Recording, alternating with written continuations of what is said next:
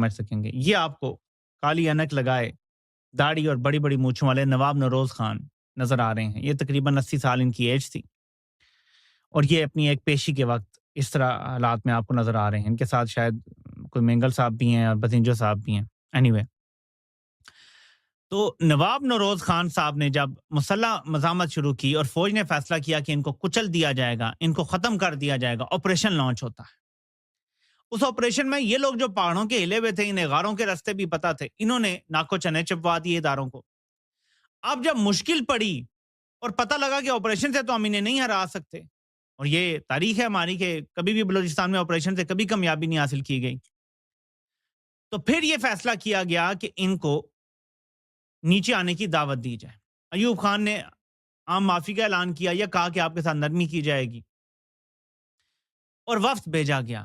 انہوں نے قرآن پہ ہاتھ رکھ کے کہا, قرآن پہ ہاتھ رکھ کے کہا کہ آپ لوگ اگر ہتھیار ڈال دیں, سرنڈر کر دیں, تو آپ کے ساتھ نرمی ہوگی یا معافی دے دی جائے گی. مطلب اس طرح کی کوئی بات کی گئی. میں اس کے بارے میں 100% شور نہیں ہوں, لیکن یا نرمی کا کہا گیا یا معافی دینے کا کہا گیا.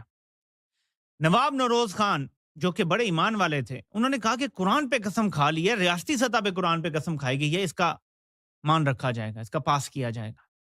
انہوں نے ہتھیار ڈالے اور اپنے 7 بیٹوں اور باقی ان کے عزیز رشتہ دار بھی تھے اور لوگ بھی تھے, ان کے ساتھ وہ نیچے آگے پہاڑوں پہ سرنڈر کر دیا. وہیں سے شروع ہوتی ہے بلوچستان میں تباہی کی داستان. اداروں نے اپنا کیا گیا وعدہ جو قرآن اٹھا کے اس پہ ہاتھ رکھ کے کیا گیا تھا, جس کی پوچھ ہوگی, اور یہ ادارہ تب سے زوال کا شکار ہے. اگر آپ سوچیں تو 71 اس کے بعد ہی ہوا ہے, سیاچن بھی اس کے بعد ہی گیا ہے. کتنے چھتر ہم نے بھارت سے کھائے ہیں اس کے بعد, امیجن کریں ذرا.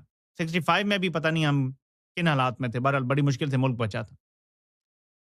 تو کہنے کا مطلب یہ ہے کہ پھر وعدہ توڑا گیا, ان سب کو گرفتار کیا گیا, ان کے ٹرائل کیے گئے. ایک یہ ہے کہ ان کو نواب صاحب کو سامنے بٹھا کر ان کے بیٹوں کو پھانسی دی گئی. جب نواب صاحب کو باندھا ہوا تھا کرسی سے, ان کے 7 بیٹوں کو ان کے سامنے لٹکا دیا گیا, اور نواب صاحب کو پھر زندہ لاش کی طرح چھوڑ دیا گیا کہ تم اب عمر قید گزارو.